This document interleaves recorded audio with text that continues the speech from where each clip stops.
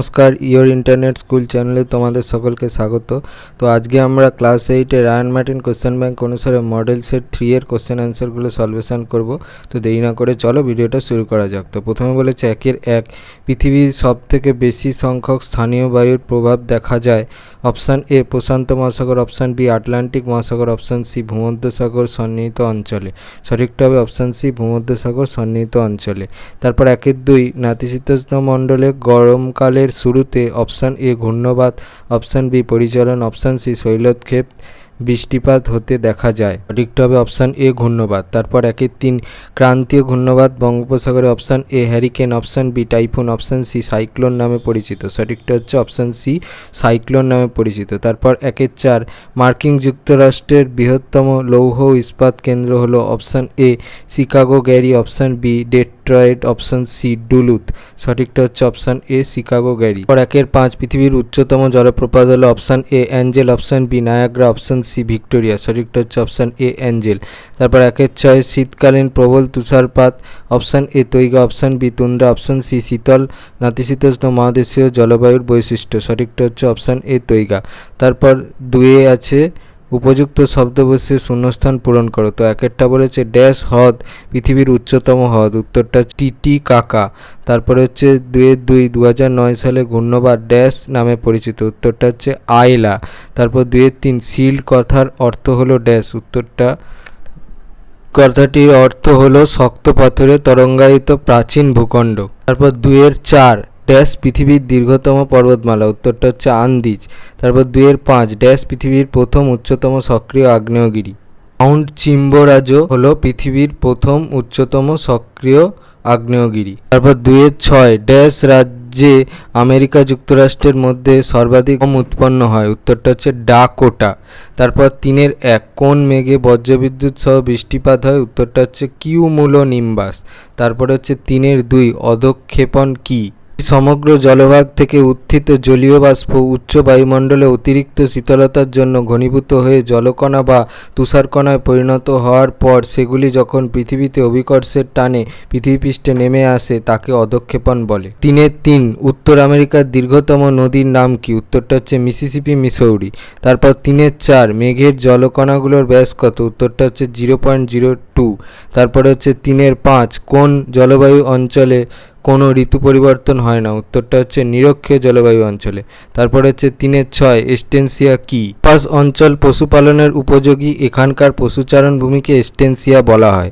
4 স্তম্ভের সঙ্গে খস্তম্ভ মিলিয়ে লেখো। কস্তম্ভে বলেছে 1 বাফেলো, 2 বলেছে শিকাগো, 3 বলেছে গ্যারি, 4 বলেছে ডেট্রয়েট, 5 বলেছে উইসকনসিন। এতে বলেছে বৃহত্তম মোটর গাড়ি নির্মাণ কেন্দ্র, বিতে বলেছে লৌহ ইস্পাত শিল্পের রাজধানী, সিতে বলেছে ডেয়ারি শিল্পের প্রধান কেন্দ্র, ডিতে বলেছে বৃহত্তম ময়দা শিল্প কেন্দ্র, ইতে বলেছে পৃথিবীর কসাইখানা। তাহলে 1-টা ডি, 2-টা ই, 3-টা বি, 4-টা এ আর 5-টা সি হবে। 5-1 পঞ্চহ্রদের নাম লেখো। আমেরিকা যুক্তরাষ্ট্রের Minnesota, Wisconsin, Michigan, Illinois, Indiana, Ohio, Pennsylvania, new York এই 8টি অঙ্গরাষ্ট্রে 5টি বৃহৎ হ্রদ দেখা যায়। এদের একত্রে পঞ্চহ্রদ বা হ্রদপঞ্চক বলে। হ্রদগুলি হলো সুপিরিয়র, হুরন, মিচিগান, ইরি এবং অন্টারিও। অবস্থান 41 ডিগ্রি উত্তর অক্ষাংশ থেকে 50 ডিগ্রি উত্তর অক্ষাংশ এবং 75 ডিগ্রি পশ্চিম থেকে 93 ডিগ্রি পশ্চিম দ্রাঘিমাংশের মধ্যে হ্রদ অঞ্চল অবস্থিত। 5-2 কোরিওলিস বল কি? সংজ্ঞা আবর্তন গতির কারণে পৃথিবীর যে কোনো গতিশীল বস্তুর বায়ুপ্রবাহ সমুদ্র স্রোতের ওপর এক ধরনের বল কাজ করে যা বস্তুগুলির দিকবিক্ষেপ ঘটায়। এই বলকে কোরিওলিস বল বলে। নামকরণ 1835 সালে ফরাসি গণিতবিদ গ্যাসপার ডি কোরিওলিস প্রথম এই বলের কথা বলেন বলে তার নামানুসারে এই বলের নামকরণ করা হয়। বৈশিষ্ট্য গতিশীল বস্তু বায়ুপ্রবাহের সঙ্গে এই বল সমকোণে কাজ করে। বস্তুর গতি যত বেশি হয় কোরিওলিস বলের কারণে তার বিক্ষেপও তত বেশি হয়। নিরক্ষরেখায় এই বলের মান 0 এবং উভয় মেরুর দিকে ক্রমশ এই বলের মান বাড়তে থাকে। বায়ুর গতিবেগ বৃদ্ধি পেলে এই বলের পরিমাণও বাড়তে থাকে। এই বলের প্রভাবে বায়ুর দিকবিক্ষেপ ঘটলেও এই বলের পরিমাণ কোনো অঞ্চলের অক্ষাংশগত অবস্থানের ওপর নির্ভর করে। প্রভাব কোরিওলিস বলের প্রভাবে বায়ুপ্রবাহ সমুদ্রস্রোত উত্তর গোলার্ধের ডান দিকে এবং দক্ষিণ গোলার্ধের বাম দিকে বেঁকে প্রবাহিত হয়। ছবিটা দেখে নাও, ছবিটা কিন্তু পেন্সিলে আঁকবে। তারপর 5-3 কোন অরণ্যকে এবং কেন পৃথিবীর ফুসফুস বলা হয়? সেলভা অরণ্যকে পৃথিবীর ফুসফুস বলা হয়। তাহলে সেলভা অরণ্যকে পৃথিবীর ফুসফুস বলার কারণ নিরক্ষরেখার উভয় পাশে বিশেষত আমাজন নদীর অববাহিকায় অধিকাংশ স্থান জুড়ে 60% চিরহরিৎ বৃক্ষের অরণ্য দেখা যায়। এখানে বার্ষিক গড় উষ্ণতা 25 ডিগ্রি সেলসিয়াস থেকে 27 ডিগ্রি সেলসিয়াস এবং বার্ষিক গড় বৃষ্টিপাতের পরিমাণ 250 সেমি থেকে 300 সেমি। এই রকম আবহাওয়ার জন্য এখানে গভীর অরণ্যের সৃষ্টি হয়েছে, যা সেলভা নামে পরিচিত। এই বনভূমিতে প্রায় 4 লক্ষ উদ্ভিদ প্রজাতি দেখা যায়। এই বিপুল পরিমাণ উদ্ভিদ সারা পৃথিবীর প্রায় 20% অক্সিজেনের যোগান দেয়। এই কারণে সেলভা অরণ্যকে পৃথিবীর ফুসফুস বলা হয়। 5-4 ফল কি? আমেরিকার উত্তরে হ্রদ অঞ্চল থেকে শুরু করে মিসিসিপি মিসৌরি সমভূমি, পূর্বের উচ্চভূমি ও পূর্ব উপকূল ভাগে যে অরণ্য গড়ে উঠেছে সেখানে ওক, ম্যাপল, অ্যাশ, এলম প্রভৃতি পর্ণমোচী উদ্ভিদের অরণ্য দেখা যায়। এই অরণ্যের গাছের পাতা শরৎকালে হলদে, লাল বা কমলা হয়ে ঝরে পড়ে, তাই শরৎকালকে এখানে ফল বলা হয়। 6-1 মৃত্যু উপত্যকা কাকে বলে? উত্তর আমেরিকার মধ্যভাগের পর্বতশ্রেণীর সর্বদক্ষিণে ক্যালিফোর্নিয়ার নেভাদার দক্ষিণ পূর্ব দিকের উপত্যকাটি সমুদ্রপৃষ্ঠ থেকে প্রায় 90 মিটার নিচু। ফলে এই উপত্যকায় প্রাপ্ত জলের পরিমাণ খুবই কম এবং এই জলের লবণতা অত্যন্ত বেশি হয়। জলের অধিক লবণতার কারণে কোনো জীব এখানে বেঁচে থাকতে পারে না। জীবনধারণের পক্ষে প্রতিকূল এই গভীর উপত্যকাকে তাই মৃত্যু উপত্যকা বলা হয়। অঞ্চলটি উত্তর আমেরিকা মহাদেশের উষ্ণতম অর্থাৎ 56 ডিগ্রি সেলসিয়াস ও সমগ্র পশ্চিম গোলার্ধের সবচেয়ে নিম্নতম অঞ্চল। এখানে সোনা পাওয়া যায়। এই গুজবে বহু লোক সোনা সংগ্রহের উদ্দেশ্যে আসে এবং অত্যাধিক উষ্ণতা ও জলের অভাবের দরুন মারা যায়। 1 ক্যাটাবেটিক বায়ু কি? পার্বত্য উপত্যকায় রাতের বেলা পর্বতের ঢাল বরাবর উপর থেকে নিচের দিকে বায়ু প্রবাহকে ক্যাটাবেটিক বায়ু বলে। উৎপত্তি: রাতের বেলা পার্বত্য উপত্যকার উপরিভাগ নিচের অংশের তুলনায় দ্রুত তাপ বিকিরণ করে শীতল হয়ে পড়ে, ফলে সেখানকার বায়ু শীতল ও ভারী হয়ে যায়। পর্বতের ঢাল বেয়ে এই শীতল ও ভারী বায়ু নিচের দিকে নামতে থাকে। এই বায়ু ক্যাটাবেটিক বায়ু নামে পরিচিত। বৈশিষ্ট্য: এটি শীতল ও শুষ্ক বায়ুপ্রবাহ। গ্রিক শব্দ ক্যাটা এর অর্থ নিচের দিকে, অর্থাৎ ক্যাটাবেটিক বায়ু নিম্নমুখী বায়ু। এই বায়ু রাতের বেলা প্রবাহিত হয় পর্বতের গা বেয়ে নিচের দিকে নামে বলে একে পার্বত্য বায়ুও বলা হয়। ভোরবেলা এই বায়ুর গতিবেগ সর্বাধিক হয়। প্রভাব: এই বায়ুর প্রভাবে পার্বত্য উপত্যকায় বৈপরীত্য উত্তাপ সৃষ্টি হয়। এই শীতল বায়ুর প্রভাবে উপত্যকার নিম্ন শীতের তীব্রতা অত্যধিক বৃদ্ধি পায়। উপত্যকার নিম্ন অংশে ঘন কুয়াশার সৃষ্টি হয়। ছবিটা দেখে নাও, ছবিটা কিন্তু পেন্সিলে আঁকবে আর চিহ্নিতকরণগুলো ঠিকঠাক করে করবে। 6-3 হ্রদ অঞ্চলে পশুপালনের উন্নতি ঘটার কারণ কি? হ্রদ অঞ্চল পশুপালনে উন্নত কারণ পশুচারণ ভূমি। হ্রদ অঞ্চলে বিস্তীর্ণ চারণভূমি থাকায় গুলি সহজে বিচরণ করতে পারে। পশুখাদ্যের সহজলভ্যতা: এখানে প্রচুর পরিমাণে ভুট্টা, ওট এবং বিভিন্ন ঘাস যেমন হে, ক্লেভার জন্মায়, যার ফলে পশুখাদ্যের যোগান নিয়মিত থাকে। জলবায়ু: শীতল নাতিশীতোষ্ণ বায়ুর কারণে পশুজাত দ্রব্য সংরক্ষণে বিশেষ সুবিধা হয়। পশুজাত দ্রব্যের চাহিদা: বিভিন্ন পশুজাত দ্রব্য যেমন মাখন, চিজ, পনির, মাংস, দুধ প্রভৃতির ব্যাপক চাহিদা রয়েছে। সংরক্ষণ: বিভিন্ন পশুজাত দ্রব্যের সংরক্ষণের জন্য উপযুক্ত ব্যবস্থা রয়েছে। এছাড়া পশুদের প্রয়োজনীয় জল সরবরাহ, উন্নত পরিবহন ব্যবস্থা প্রভৃতি কারণে এখানে অনেক পোলট্রি ফার্ম গড়ে উঠেছে এবং হ্রদ অঞ্চল পশুপালনে বিশ্বের অন্যতম শ্রেষ্ঠ অঞ্চল হয়ে উঠেছে। 6-4 দক্ষিণ আমেরিকার মধ্যভাগের বিশাল সমভূমি অঞ্চল বিভিন্ন নদী অববাহিকায় কী কী নামে পরিচিত? পশ্চিমের পার্বত্য অঞ্চল এবং পূর্বের উচ্চভূমির মাঝে এই বিশাল সমভূমি অঞ্চল অবস্থিত। এর আয়তন দক্ষিণ আমেরিকা মহাদেশের অর্ধেকেরও বেশি। অরিনোকো, আমাজন ও লা প্লাটা, প্যারানা, প্যারাগুয়ে, উরুগুয়ে নদীর সম্মিলিত অববাহিকা হলো এই সমভূমি অঞ্চল। এই সমভূমি অঞ্চল বিভিন্ন নদী অববাহিকায় বিভিন্ন নামে পরিচিত। অরিনোকো নদীর অববাহিকা ল্যানোস সমভূমি, আমাজন নদীর অববাহিকা সেলভা সমভূমি, প্যারানা প্যারাগুয়ে নদীর অববাহিকায় চাকো সমভূমি, লা প্লাটা নদীর অববাহিকা, পম্পাস সমভূমি। এদের মধ্যে সেলভা সমভূমি বৃহত্তম। আমাজন নদীর অববাহিকায় সৃষ্ট এই সেলভা সমভূমিতে পৃথিবীর বৃহত্তম চিরহরিৎ অরণ্যের সৃষ্টি হয়েছে, এর নাম সেলভা অরণ্য। অপরদিকে ল্যানোস ও পম্পাস সমভূমি হল প্রকৃতপক্ষে তৃণভূমি অঞ্চল। 1 কানাডার সিল্ড অঞ্চলে শিল্প উন্নতির কারণ কী?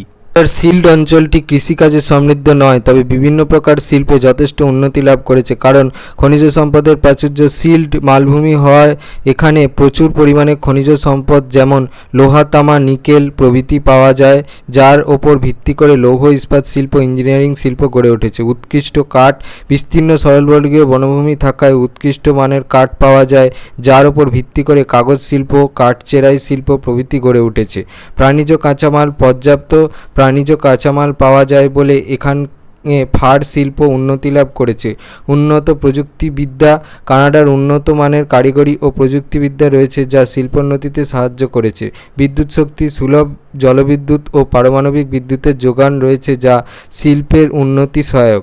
উন্নত পরিবহন ব্যবস্থা, দক্ষিণাংশের পঞ্চহ্রদ ও সেন্ট লরেন্স নদীর সুলভ জলপথ, এছাড়াও প্রশান্ত মহাসাগর ও আটলান্টিক মহাসাগরের মাধ্যমে আমদানি রপ্তানির সুবিধা, সমগ্র বিশ্বে শিল্পোৎপাদিত পণ্যের বিপুল চাহিদা, সরকারি আনুকূল্য ও মূলধনের যোগান প্রভৃতি কানাডাকে একটি শিল্পোন্নত অঞ্চলে পরিণত করেছে। 2 উত্তর আমেরিকা মহাদেশের জলবায়ুর বৈচিত্র্যের কারণ কী? উত্তর আমেরিকার জলবায়ু বৈচিত্র্যপূর্ণ হওয়ার কারণ। উত্তর আমেরিকার জলবায়ু বৈচিত্র্য হওয়ার কারণগুলি হল: 1 অক্ষাংশগত বিস্তার। উত্তর আমেরিকা মহাদেশটি নিরক্ষরেখার উত্তরে 60 ডিগ্রি উত্তর থেকে 84 ডিগ্রি উত্তর অক্ষাংশের মধ্যে বিস্তৃত। উত্তর ও দক্ষিণের কিছু এলাকা ছাড়া উত্তর আমেরিকায় প্রধানত নাতিশীতোষ্ণ জলবায়ু পরিলক্ষিত হয়। মেক্সিকোর উপর দিয়ে কর্কটক্রান্তি রেখা অর্থাৎ 23.5 ডিগ্রি উত্তর বিস্তৃত হয়। দক্ষিণ মেক্সিকোতে এবং মধ্য আমেরিকা ও ক্যারিবিয়ান দ্বীপপুঞ্জের বিভিন্ন দেশে ক্রান্তীয় জলবায়ু পরিলক্ষিত হয়। এই মহাদেশের উত্তরাংশে সুমেরুবৃত্তে 66.5 ডিগ্রি উত্তর এর বেশি অংশ অন্তর্গত হয়। এই অঞ্চলে হিম শীতল তুন্দ্রা ও মেরু জলবায়ু লক্ষ্য করা যায়। মহাদেশের আকৃতি: এই মহাদেশের ওপরের অংশটি চওড়া হয়, মধ্যভাগের অঞ্চলগুলি সমুদ্র থেকে বহুদূরে অবস্থিত, ফলে এখানকার জলবায়ু মহাদেশীয় প্রকৃতির হয়। আবার দক্ষিণ দিকের অঞ্চলগুলি সমুদ্রের নিকটে অবস্থিত হয়, জলবায়ু সমভাবাপন্ন ও উপকূলীয় প্রকৃতির হয়। পর্বতশ্রেণীর অবস্থান: এই মহাদেশের পূর্ব ও পশ্চিমে পর্বতশ্রেণীগুলি উত্তর দক্ষিণে প্রায় লম্বালম্বিভাবে বিস্তৃত হয়। শীতকালে উত্তরে সুমেরু থেকে আসা হিমশীতল বায়ু বাধাহীনভাবে দক্ষিণ দিকে বহুদূর পর্যন্ত চলে আসে, ফলে মহাদেশের অর্ধেকেরও বেশি এলাকায় তাপমাত্রা হিমাঙ্কের নিচে নেমে যায়। পশ্চিমে রকি পর্বত উত্তর দক্ষিণ বরাবর অবস্থান করার জন্য পশ্চিমের সামুদ্রিক বায়ুপ্রবাহ মধ্য আমেরিকায় প্রবেশ করতে পারে না ও শীতল সমুদ্র স্রোত উত্তর আমেরিকার দক্ষিণ পূর্ব উপকূল দিয়ে উষ্ণ উপসাগরীয় স্রোত প্রবাহিত হয়।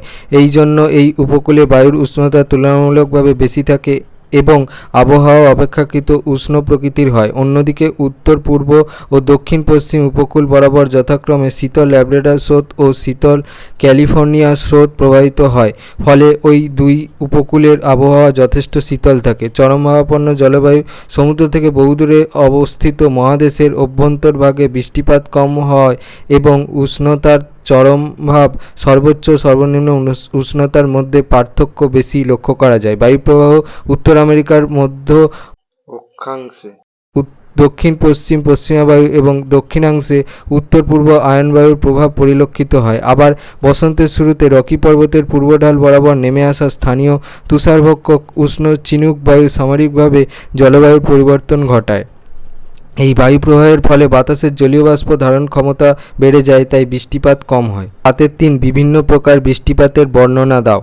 রকম ফের পরিচলন বৃষ্টিপাত: যে সমস্ত অঞ্চলে সূর্যরশ্মি সারা বছর প্রায় লম্বভাবে পড়ে এবং যেখানে জলভাগের বিস্তার বেশি, সেখানে বাষ্পীভবনের পরিমাণ বেশি হয়। এই সমস্ত অঞ্চলে বায়ুতে প্রচুর পরিমাণে জলীয় বাষ্প মেশে এবং ওই উষ্ণ হালকা বাতাস ওপরের দিকে উঠে প্রসারিত হয়। ঊর্ধ্বগামী বায়ুর চাপ কম হওয়ায় উষ্ণতাও কমে যায়, কিন্তু সেই উষ্ণতায় বায়ুতে জলীয় বাষ্পের পরিমাণ একই থাকে। ঠান্ডা বাতাস কম জলীয় বাষ্প ধারণ করতে পারে বলে বায়ুর আপেক্ষিক আর্দ্রতা বেড়ে যায়। ক্রমশ বায়ু আরও শীতল হয়ে সম্পৃক্ত হয়ে পড়ে এবং ঘনীভবন প্রক্রিয়ায় জলীয় বাষ্প ছোট ছোট জলকণায় পরিণত হয়। এই জলকণা ধূলিকণাকে আশ্রয় করে তৈরি করে মেঘ, সাধারণত কিউমুলোনিম্বাস। অবশেষে এই মেঘ আরও ঘনীভূত হয়ে জলকণাগুলো জলবিন্দুতে পরিণত হয়ে বৃষ্টি রূপে ভূপৃষ্ঠে ঝরে পড়ে। এই বৃষ্টি হলো পরিচলন বৃষ্টিপাত।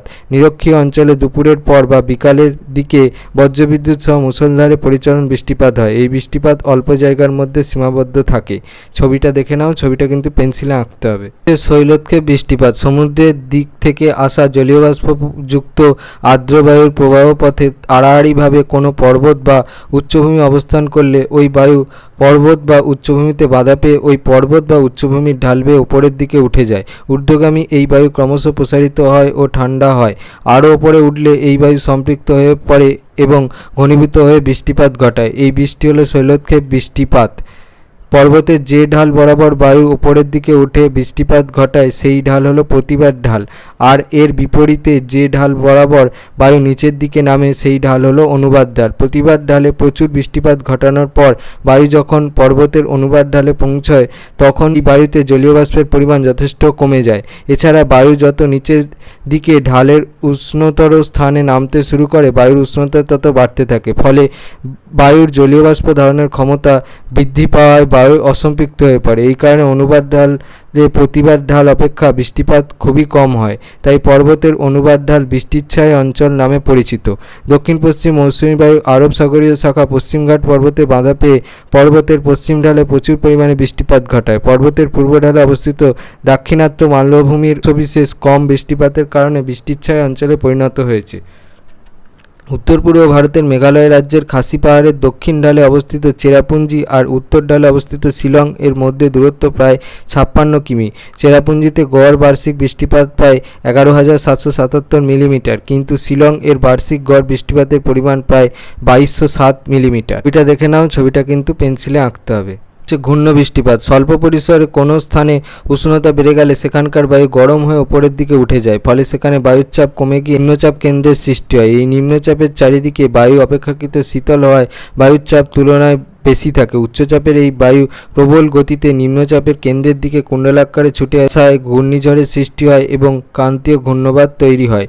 কেন্দ্রে প্রবেশের পর এই বায়ু উষ্ণ হয় এবং ঘুরতে ঘুরতে ওপরের দিকে ওঠে। এই কেন্দ্রাভিমুখী ঊর্ধ্বগামী বায়ু শীতল ও ঘনীভূত হয়ে বজ্রবিদ্যুৎ সহ বৃষ্টিপাত ঘটায়। এই ঘূর্ণবাত থেকে সৃষ্ট বৃষ্টিপাতের নাম হচ্ছে ঘূর্ণবৃষ্টি। সাধারণত ক্রান্তীয় ঘূর্ণবাতের উৎপত্তি হয় 2 গোলার্ধের 5 ডিগ্রি থেকে 20 ডিগ্রি অক্ষাংশের মধ্যবর্তী অঞ্চলে। এই ঘূর্ণবাতের কেন্দ্রে বায়ুর চাপ সব থেকে কম থাকে। এই অংশের নাম ঘূর্ণবাতের চোখ। সাধারণত ঘূর্ণবাতের কেন্দ্রে আকাশ পরিষ্কার থাকে এবং শান্ত আবহাওয়া দেখা যায়। এই ঘূর্ণবাত জলভাগের ওপর বেশি শক্তিশালী হয়, যত স্থলভাগের দিকে এগোয় ক্রমশ দুর্বল হয়ে পড়ে। সাধারণত শরৎকালে এই ঘূর্ণবাতের প্রকোপ দেখা যায়। বঙ্গোপসাগরে সৃষ্টি হওয়া ঘূর্ণবাত উড়িষ্যা, অন্ধ্রপ্রদেশ ও পশ্চিমবঙ্গের উপকূলবর্তী অঞ্চলে প্রচুর ঘূর্ণবৃষ্টি ঘটায়। 2009 সালে ঘূর্ণবাত আয়লা, 2013 সালে ঘূর্ণবাত ফাইলিন এর প্রভাবে ভারতের পূর্ব উপকূল তথা বাংলাদেশে ব্যাপক ক্ষয়ক্ষতি হয়েছিল। ক্রান্তীয় ঘূর্ণবাত বিভিন্ন জায়গায় বিভিন্ন নামে পরিচিত। বঙ্গোপসাগরে সাইক্লোন, ক্যারিবিয়ান সাগরে হ্যারিকেন, আবার পূর্ব চীন সাগরে ঘূর্ণিঝড় টাইফুন নামে পরিচিত।